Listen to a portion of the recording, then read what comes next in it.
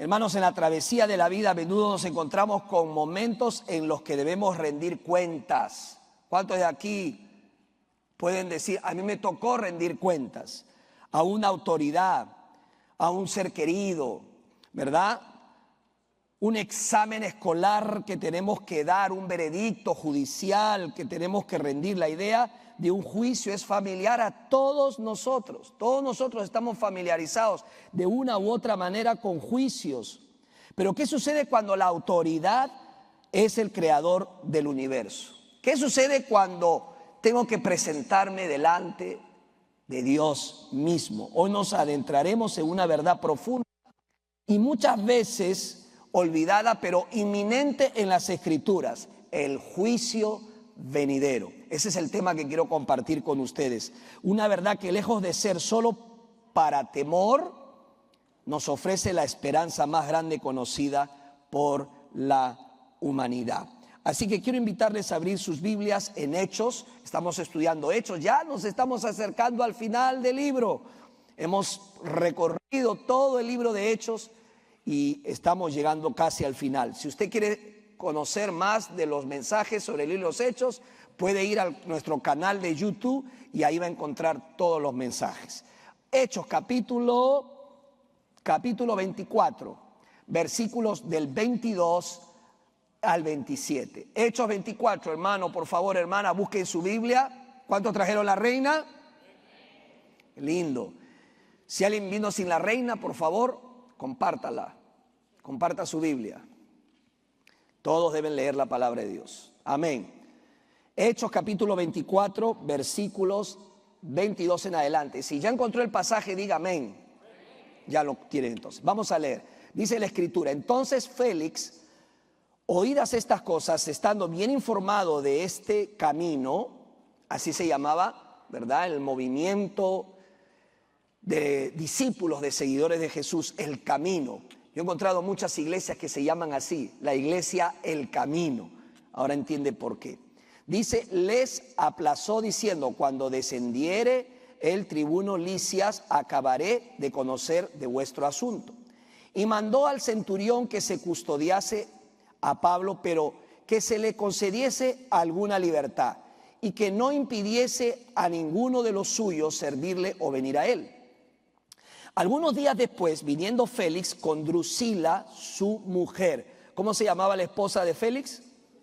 Qué interesante nombre, ¿no? Que pase Drusila, ¿no? Interesante el nombre. Pase, hermana Drusila. Interesante el nombre. Dice Félix con Drusila, su mujer. Que era, ¿qué era? Judía. Llamó a Pablo y le oyó acerca de ¿qué? De la fe en Jesucristo. Pero al disertar Pablo acerca de la justicia, ¿de qué más? Del dominio propio y ¿de qué más? Del juicio venidero. Félix, ¿qué pasó con Félix? Se espantó y dijo, ahora vete, pero cuando tenga oportunidad te llamaré. Ahora mira lo que dice el 26. Esperaba también con esto que Pablo le diera ¿qué? ¿Qué le tenía que dar? Dinero, para que le soltase, por lo cual muchas veces lo hacía venir y hablaba con él. Pero al cabo de 2 años recibió Félix por sucesor a Porcio Festo, y queriendo Félix congraciarse con los judíos, ¿qué hizo? Dejó preso a Pablo. Oremos. Gracias, Señor, te damos por tu palabra. Que por favor esta palabra, Señor, no vuelva vacía, que tu Espíritu Santo la use y que Él haga su obra en nuestros corazones. En el nombre de Jesús, amén. Había un joven llamado David que vivía en un pueblo al pie de una montaña. David era conocido por su amor por la aventura, pero también por su tendencia a dejar las cosas para más tarde. Un día el alcalde del pueblo organizó una carrera de carrozas. Pues David tenía su carroza, tenía su caballo, como muchos jóvenes, pero se anunció la fecha y todos sus amigos empezaron a prepararse, empezaron a practicar. Pero David dijo, voy a esperar a mañana. ¿verdad? Esa carrera consistía en subir la cima de una montaña.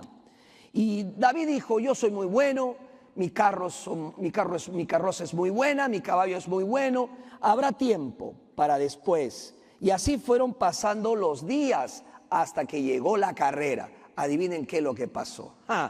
Todos estaban preparados, se dio la señal de partir, todos partieron, incluido David, pero a la mitad de la carrera el caballo ya no podía más. La carreta se estaba desbaratando y a mitad de camino David terminó la carrera. No llegó ni siquiera al final. Llegó el premio, todos fueron reconocidos, excepto ¿quién?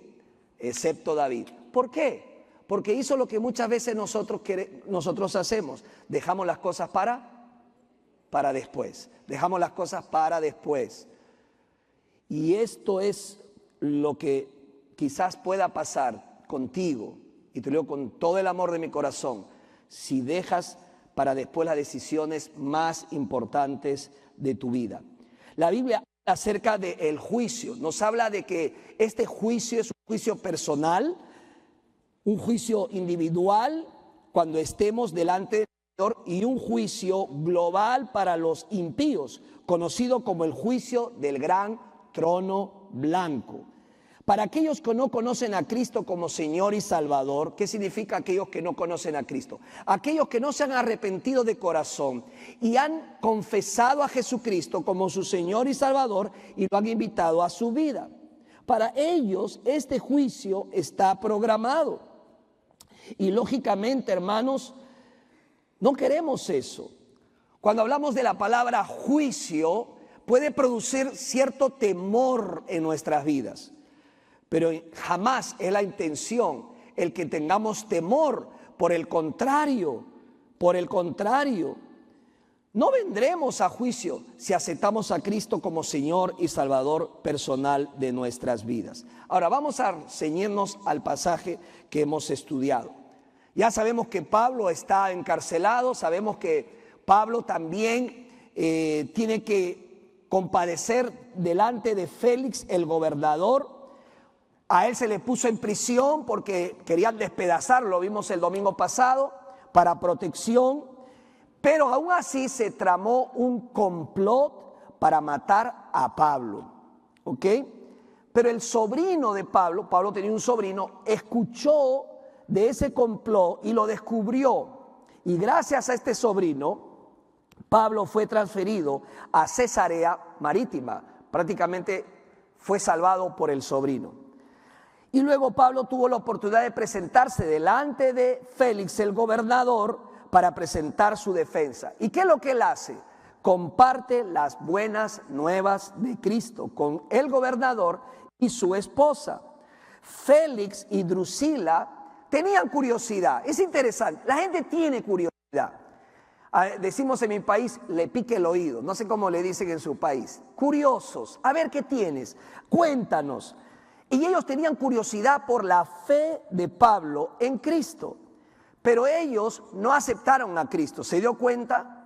Ellos escucharon, pero llegó un momento, dice la Biblia, que Félix se espanta. Ya no hables, ya, déjalo así nomás. Y dice el versículo 29, ahora vete, dice, pero cuando tenga oportunidad, te llamaré. O sea, lo dejamos para mañana. Mañana hablamos. Mañana me interesaré más en lo que tú me estás diciendo.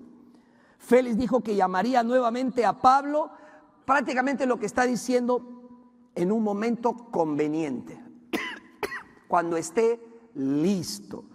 Pablo se enfocó en 3 cosas en su discurso y ahí lo dice claramente, no sé si usted lo quiere subrayar. Pero dice claramente lo que Pablo dijo. Mire el versículo 25. Pero al disertar Pablo acerca de la justicia, acerca del dominio propio, y el último tema, ¿cuál fue? ¿Acerca de qué? ¿Acerca de qué? Del juicio venidero. Del juicio venidero. Eso fue los 3 temas que habló Pablo a Félix. Hablemos del primero, la justicia. ¿Por qué Pablo se enfocó en la justicia? ¿Por qué? Muy sencillo. Dios quiere que entendamos su evaluación de la condición humana para que podamos ver nuestra necesidad de un Salvador. No, escuche, por favor, nuestra condición humana es una condición caída. Diga caída. La Biblia dice que por cuanto todos pecaron, estamos destituidos de la gloria de Dios. Nosotros lo que necesitamos es un Salvador. Amén. Necesitamos un Salvador. Y por eso, gracias, y por eso vino Jesús para salvarnos. ¿Quién puede abrir su Biblia en Romanos capítulo 3, versículo 10? Romanos 3, 10. ¿Qué dice? Romanos capítulo 3, versículo 10. Dice así: no hay justo ni aún uno. ¿Cuántos justos hay? Ninguno. Nadie es justo, dice la palabra del Señor. Nadie puede jactarse delante de Dios por su propia y natural justicia, jamás.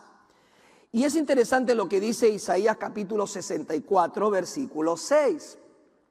Dice este pasaje de la Escritura lo siguiente: si bien todos nosotros somos como suciedad y todas nuestras justicias como trapo de inmundicia. Así lo dice la Biblia.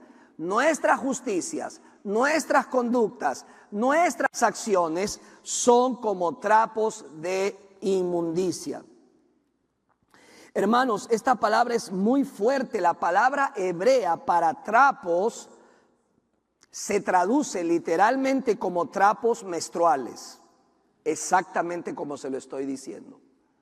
O sea, para que te des una idea de nuestra condición humana. Es la realidad. Pero muchas veces como humanos nos creemos la mentira de que somos básicamente buenos. Hay personas con las cuales sinceramente se consideran ¿qué? Buenos. Es difícil encontrar a alguien que me haya dicho yo soy una persona mala. ¿Alguien le ha dicho a usted soy una persona mala? Nadie. ¿Por qué? Porque es nuestra tendencia a hacer que parezcamos ser buenos. Soy una buena persona. ¿Alguna vez usted ha dicho eso? Probablemente sí. Yo soy una buena persona. Y bajo ese concepto que es engañoso, moriremos en nuestros pecados. Yo le voy a decir una cosa. El infierno, escuche porque esto es una realidad. El infierno estará lleno de gente buena. ¿En serio? De gente buena. Porque creyeron la mentira, eran buenos y creyeron la mentira que por su bondad podrían ganar el cielo. La Biblia dice claramente, hermanos, en Jeremías capítulo 17, versículo 9, engañoso es el corazón más que todas las cosas y perverso, ¿quién lo conocerá? Engañoso es nuestro corazón. Nosotros mismos terminamos engañándonos y convenciéndonos a nosotros mismos que estamos bien. Pero Dios dice otra cosa. Dios dice diferente. Jesús por eso nos ama. Murió por nosotros. Y aquellos que ponen su fe en Él, dice la Biblia, ¿serán qué? Serán salvos. Salvos del pecado, salvos de la condenación, salvos del juicio venidero, salvos del control del pecado en nuestras vidas. Lo dice claramente Filipenses capítulo 3, versículo 9. Dice, y ser hallado en Él, no teniendo mi propia justicia, que es por la ley, sino la que es por la fe de Cristo, la justicia que es de Dios por la fe. En otras palabras, mi justicia no me salva, la justicia de Dios me salva. Él me la da, yo le entrego mis injusticias y Él me da su justicia. Dios me ve a través de Jesús, su Hijo y su justicia, y soy acepto delante de Él. Pablo le dijo a Félix, Félix, quiero hablarte de este tema sobre la justicia. No hay justo ni aún uno, no hay quien busque a Dios. Todos nos hemos descarriado, todos nos hemos apartado delante de Dios. Podemos pensar en Dios, podemos actuar de una manera bondadosa, pero igual en esencia nos hemos apartado de Dios por nuestros pecados. Y luego Pablo le dice a Félix, y te quiero hablar de algo más, te quiero hablar del dominio propio, porque el pecado gobierna nuestras vidas, no hay dominio propio, no lo hay. Escuche lo que le voy a decir, la falta de dominio propio está conectada con casi todo pecado. Piénselo. La falta de dominio propio está conectado con casi todo pecado que practicamos. Piense en un pecado y usted va a llegar a la conclusión que pecamos porque no tuvimos ¿qué? Dominio propio, así de simple. Ahora, el dominio propio, la Biblia dice que viene cuando aceptamos a Cristo en nuestras vidas, recibiendo el Espíritu Santo de Dios. La Biblia llama a eso el fruto del Espíritu. Diga fruto del Espíritu. ¿Y cuál es ese fruto del Espíritu? Gálatas capítulo 5, vaya conmigo a Gálatas capítulo 5, versículo 22 y 23. ¿Qué dice la Escritura en Gálatas 5? Dice así la palabra del Señor. Mas el fruto del Espíritu. Hermana, ¿cuántos frutos dice que hay? Uno. Dice el fruto del Espíritu. ¿Es qué? Es amor, es gozo, es paz, es paciencia, es benignidad, es bondad, es fe, es mansedumbre, es templanza. Contra tales cosas no hay ley, dice la palabra del Señor. ¿Ok? Templanza, dominio propio. Dice la Escritura que ese fruto, ese dominio propio se va a manifestar en nuestras vidas, poco a poco. Alguien me explicó una vez que el fruto del Espíritu es como un músculo que va creciendo. El músculo va creciendo y así mismo debemos hacer crecer ese fruto del dominio propio. ¿Cómo crece un fruto? ¿Cómo crece la paciencia? Te pregunto, ¿cómo crece la paciencia? Con las pruebas, las dificultades. ¿Cómo crece el dominio propio? Con las tentaciones que nos enfrentamos. El dominio propio de decir no y apartarme de ello. Proverbios capítulo 25, lee este pasaje, versículo 28. Dice Proverbios 25, 28. Qué tremendo proverbio. Como ciudad derribada y sin muro es el hombre cuyo espíritu no tiene rienda. Compara al hombre falto de dominio propio, dice, como una ciudad derribada. En ese entonces una ciudad derribada, sus muros derribados, cualquiera lo puede atacar, cualquier cosa le puede pasar. ¿Por qué? Porque dice, no tiene rienda, su espíritu no tiene rienda, no se controla, no hay dominio propio. Félix estaba escuchando de Pablo la explicación de la falta de dominio propio que solo viene por medio del fruto del Espíritu Santo. Y por último termina hablando del juicio venidero.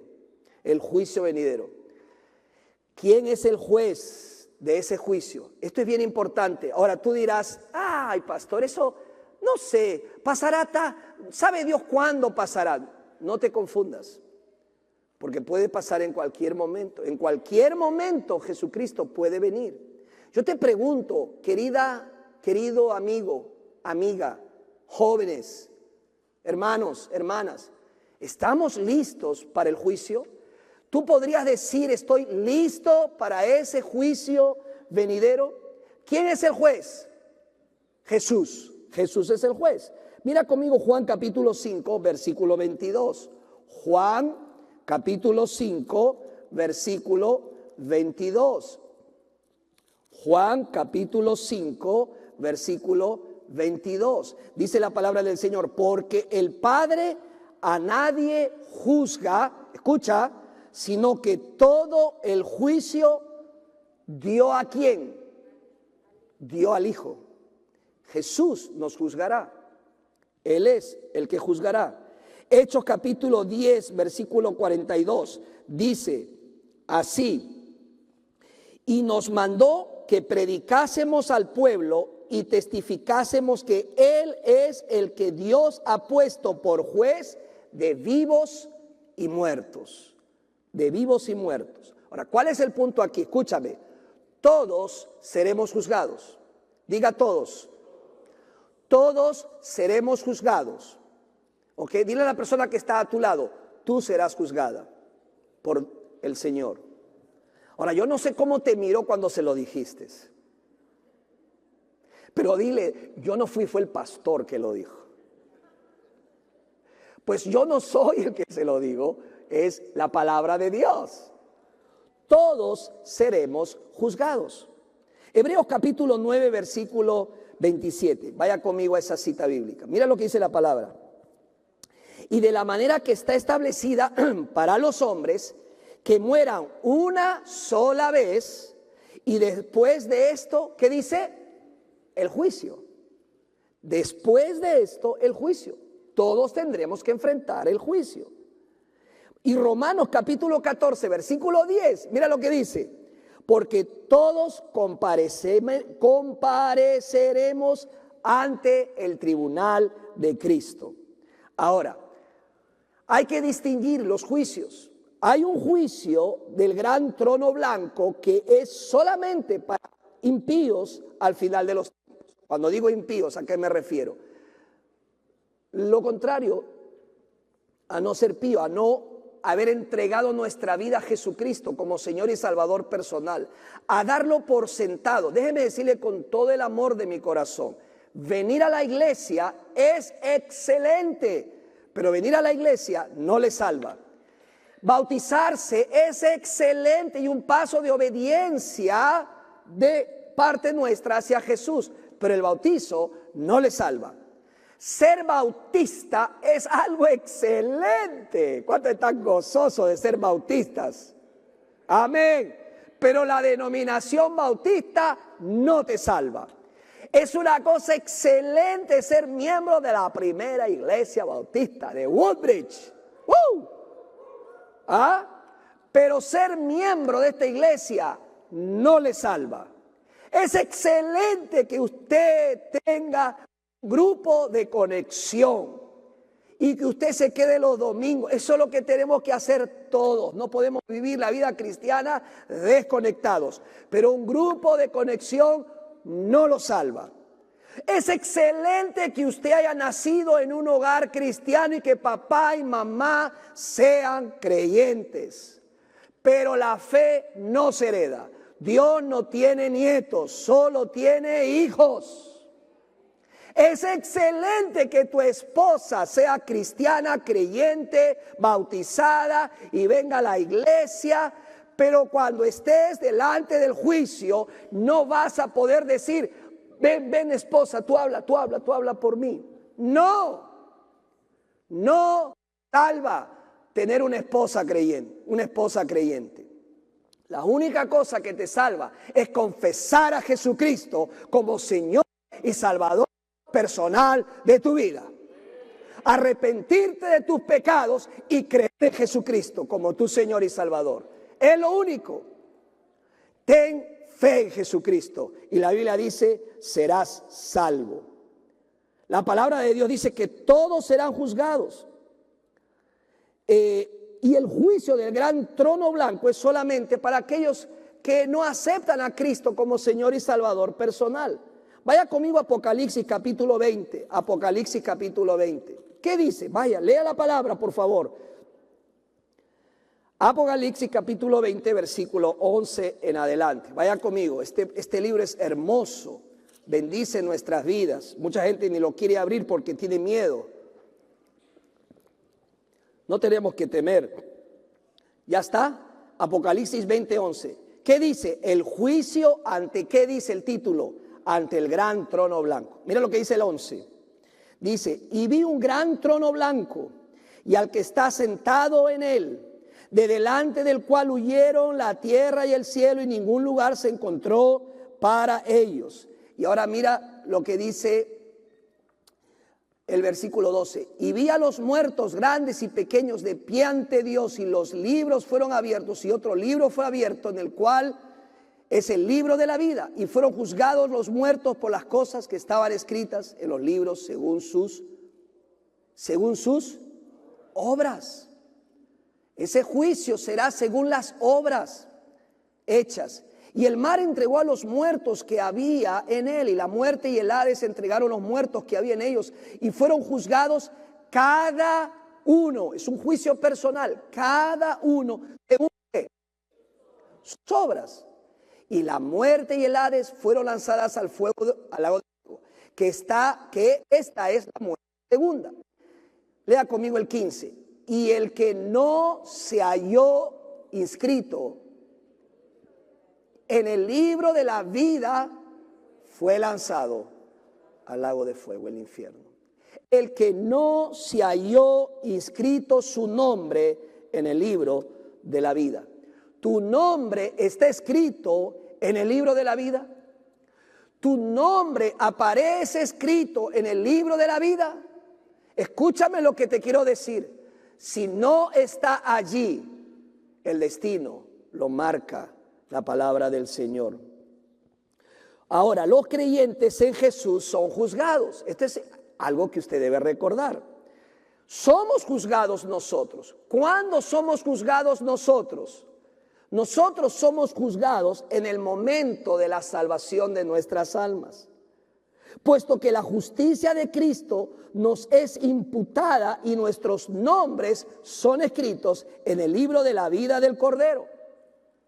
Ya fuimos juzgados en Cristo, no por lo que hicimos, sino por lo que Cristo hizo por nosotros, y somos salvos y nuestros nombres son escritos en el libro de la vida del Cordero. Ahora aquí es donde muchos se quedan. La Biblia dice que ya no seremos condenados, pero hay un juicio para los creyentes, un juicio para los cristianos que enfrentaremos, y será uno donde Jesús determine nuestras recompensas. Diga recompensas. No nuestro castigo, sino es un juicio de reconocimiento y de recompensas. Muchos le han hablado el vema, se conoce como el vema de Jesús. Y Pablo, cuando habla de este juicio, se inspira en los Juegos Olímpicos, donde los participantes eran premiados en este juicio por haber triunfado y llegado a la meta. ¿Qué dice la palabra de Dios? Apocalipsis 21, ya que ahí abrió la Biblia. Apocalipsis 21, 27. ¿Qué dice Apocalipsis 21, 27? Dice así: no entrará en ella. Está hablando de los nuevos cielos. Dice: no entrará en ella ninguna cosa inmunda, o que hace abominación y mentira, sino solamente, diga solamente. Ahora, ¿qué es solamente? Solo. Solamente los que, escucha, los que están escritos en el libro de la vida del Cordero. ¿Quiénes pueden solamente entrar al cielo? Los que están escritos en el libro de la vida del Cordero. ¿Tu nombre está escrito allí? ¿Tu nombre aparece allí? En mi iglesia, yo vengo de una iglesia donde cantábamos solo himnos. ¿Cuántos vienen de una iglesia donde solo se cantaba himnos?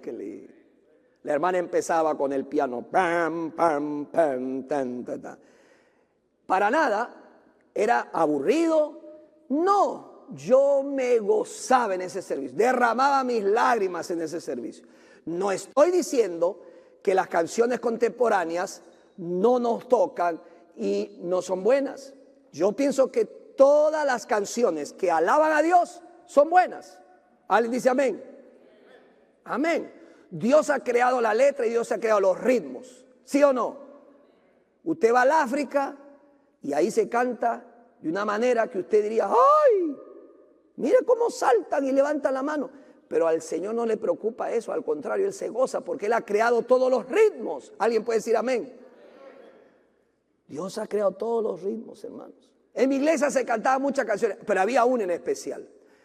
Era así: cuando allá se pase lista, cuando allá se pase lista, cuando allá se pase lista, a mi nombre yo feliz responderé, presente. Aleluya, gloria a Dios. Gloria a Dios, denle ese aplauso a Cristo. Te lo digo de corazón, anhelo que tu nombre sea llamado y que tú puedas decir presente, presente.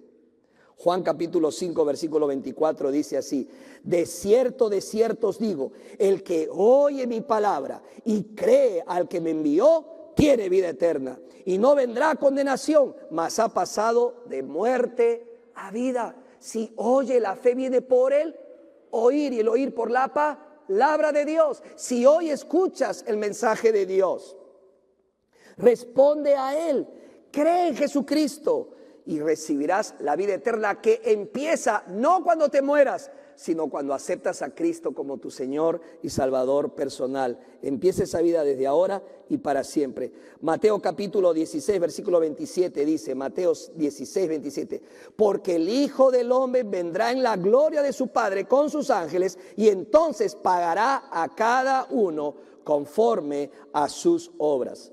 Hermanos, para aquellos que están bien con Dios por medio de Jesucristo, no hay razón para temer el juicio. ¿Alguien dice amén? El día del juicio final, del gran trono blanco, cuando tú desfiles, tú creyente, discípulo de Cristo, tú desfiles, Cristo estará allí y simplemente dirá: Él no, ella no, porque yo morí en la cruz por su vida. Y ella me aceptó, me reconoció delante de los hombres. Ella no será condenada. Él no será condenado. Pase. Aleluya. Gloria a Dios. No por lo que usted hizo o dejó de hacer, sino por lo que Cristo hizo por nosotros. No tenga temor al juicio. No tenga temor al mañana. Cuando allá se pase lista, diremos que presente. Presente.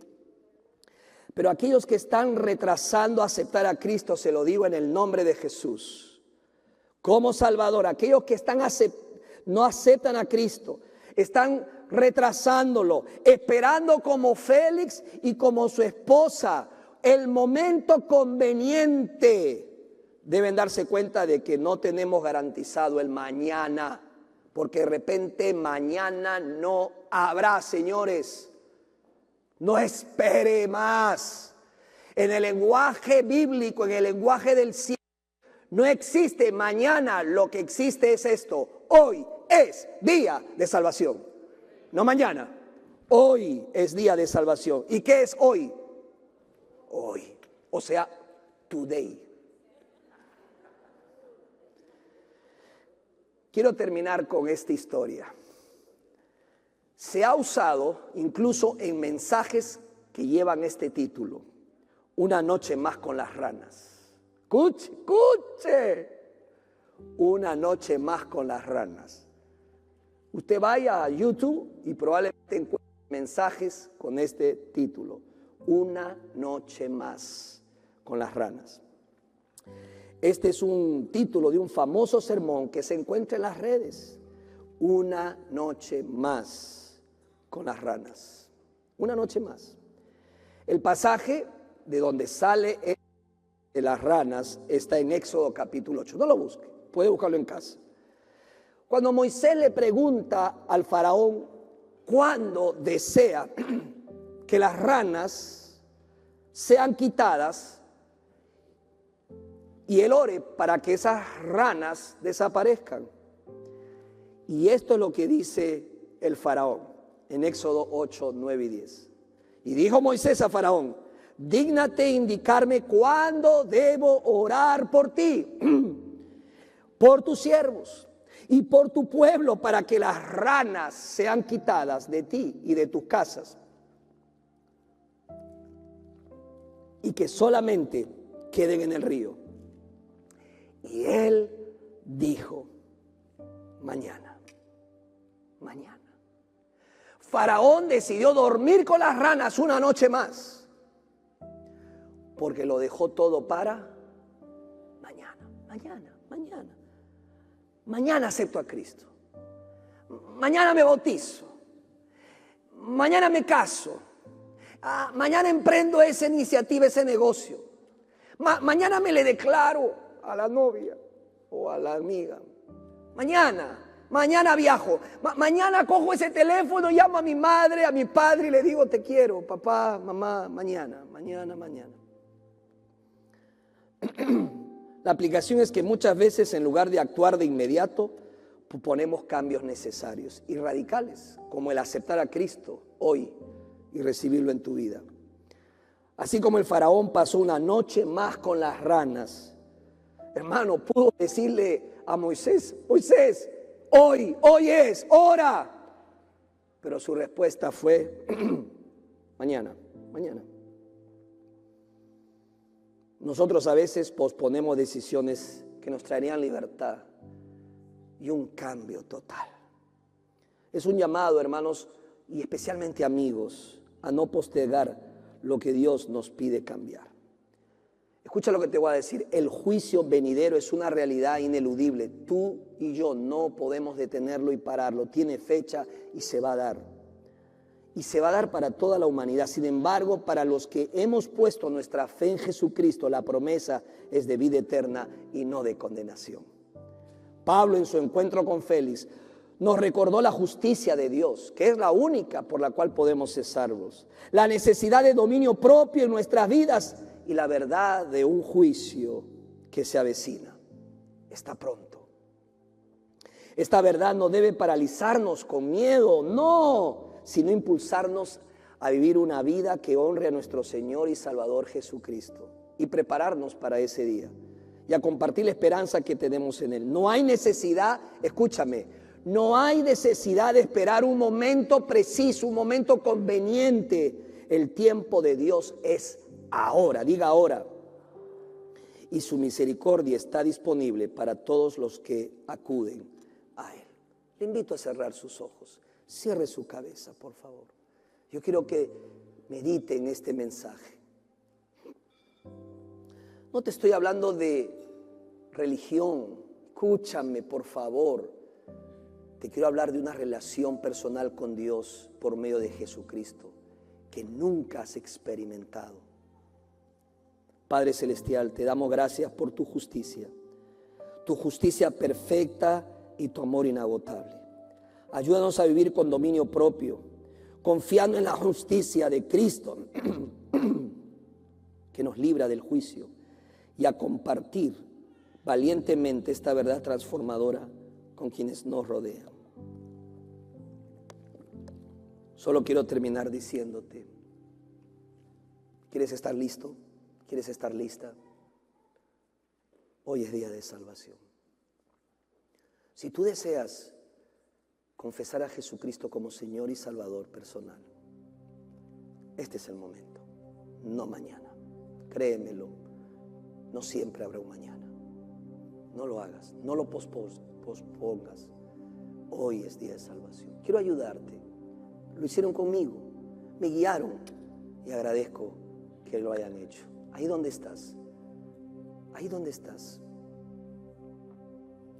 tú puedes decir a Jesús: Jesús, quiero conocerte, quiero invitarte a mi vida como Señor y Salvador personal. Cuando yo escuché esas palabras, había un fuego en mi interior. Algo me decía: pasa, algo me decía: hazlo. Y era la voz de Dios que está tocando la puerta de tu corazón. Vamos a ponernos de pie todos, por favor.